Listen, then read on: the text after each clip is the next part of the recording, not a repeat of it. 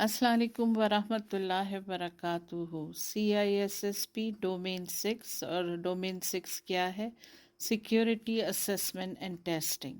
इसके मैं 4 parts record कर चुकी हूँ और मैंने जो है 4th पार्ट को जो है पॉइंट नंबर आई थिंक देखते हैं 21 के ऊपर 21 के ऊपर ख़त्म किया था।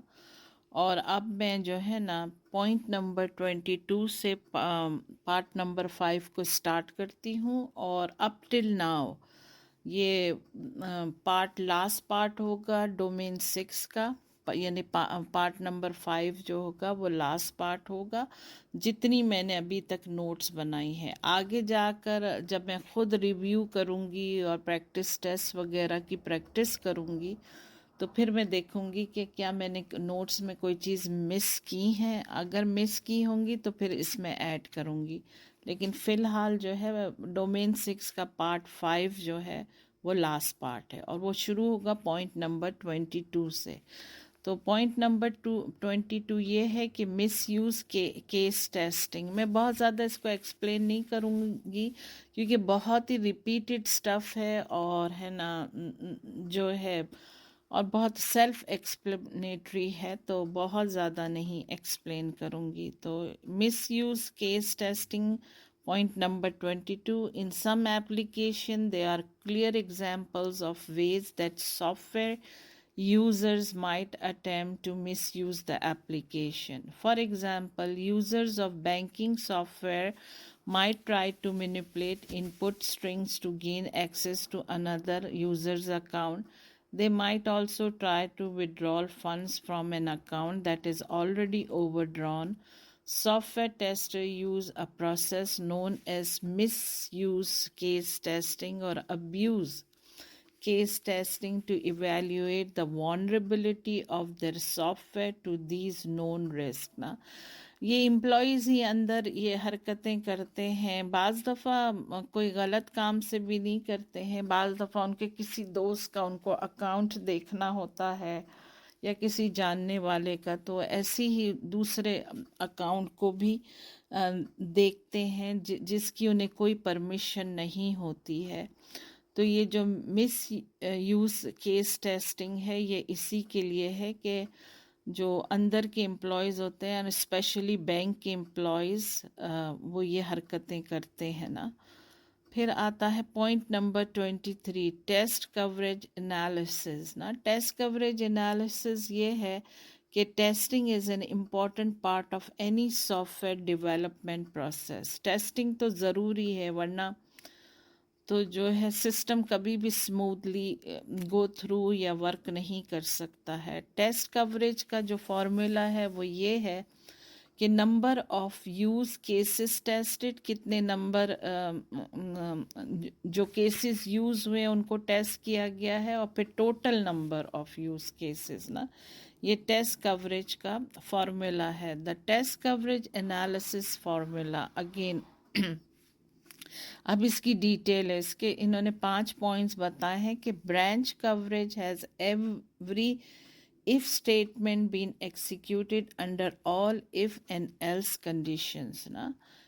इफ एंड एल्स ये ना कि वो वाली ना कि अगर ऐसा हुआ तो, अगर यूं नहीं हुआ तो यूं हुआ, इसकी भी जो है ना ये ब्रांच कवरेज है। कंडीशन कवरेज क्या है? Has every logical test in the code been executed under all sets of input, ये ना कोडिंग का टेस्ट है।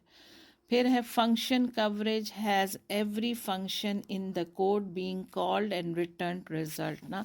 मेक श्योर करते हैं कि सारे फंक्शंस उसके काम कर रहे हैं और वो क्या रिजल्ट दे रहे हैं ना। फिर आता है loop coverage, has every loop in the code been executed under condition that cause code execution multiple times, only once and not at all ना। लूप कवरेज एक तरह का झोल, यानी कि कर्व, इसका कि किसी किस्म का झोल तो नहीं है।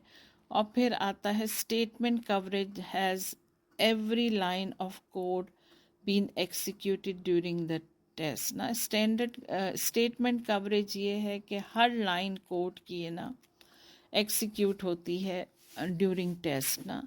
फिर आता है point number 24, website monitoring. Security professional also often become involved in the ongoing monitoring of website from performance management, troubleshooting, and the identification of potential security issues. This type of monitoring comes in two different form ना, दो different form की monitoring होती है। ये passive monitoring जो होती है वो analyzes actual network traffic sent to a website by capturing it as it travels over the network or reaches the server। ये traffic की monitoring होती है कि किस तरह से वो काम करता है नेटवर्क के ऊपर और किस तरह से सर्वर तक पहुंचता है। This provide real world monitoring data that gives administrators insight into what is actually happening on the network. ठीक है ना।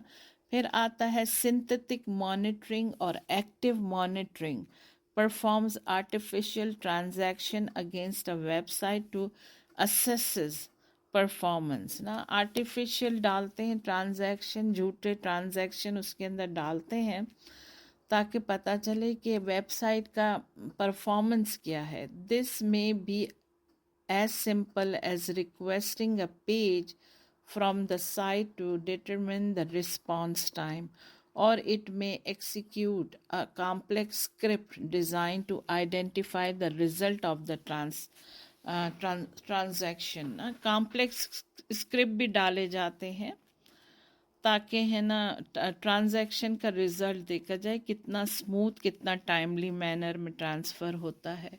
फिर आता है point number 25, implementing security management processes.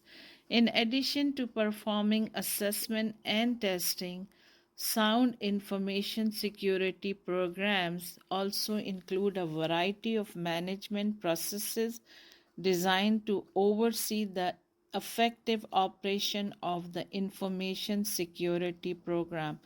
फिर वही बात आ जाती है कि सिक्योरिटी मैनेजमेंट प्रोसेसेस जो होते हैं ना वो असेसमेंट के लिए होते हैं। ठीक है ना। और कितने अफेक्टिव है इसको देखना होता है। The security management reviews that fill this need include log reviews, log बनाते हैं। अकाउंट मैनेजमेंट होता है, अकाउंटिंग डिपार्टमेंट में जाती है चीज़, वो लोग बनाते हैं लॉग्स। बैकअप वेरिफिकेशन होती है कि भाई बैकअप कितना अच्छा है, एंड की परफॉर्मेंस एंड रिस्क इंडिकेटर्स। फिर आता है point number 26, account management. Reviews ensure that users only retain authorized permission and that unauthorized modification do not occur। ठीक है। फिर आता है the exact process may vary from organization to organization, but here one example उन्होंने दिया है कि manager जो है, मैनेजर आज system administrator to provide a list of user with privileged access, यानी वो मांगता है कि भाई लिस्ट दो मुझे जो यूज़र्स को प्रिविलेजेस दिए गए हैं and the privileges access right, जो राइट्स उनको दिए गए।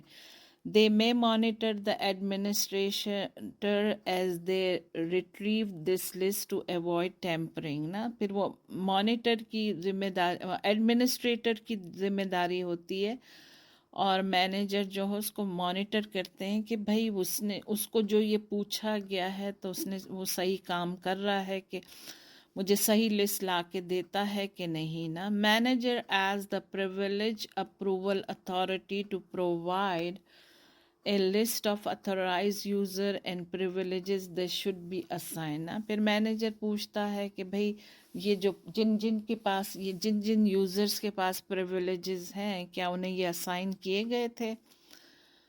फिर इसके बाद जो है थर्ड पॉइंट ये है कि the managers then compare the two list to ensure, दोनों लिस्ट को फिर वो कंपेयर करते हैं that only authorize user retain access to the system.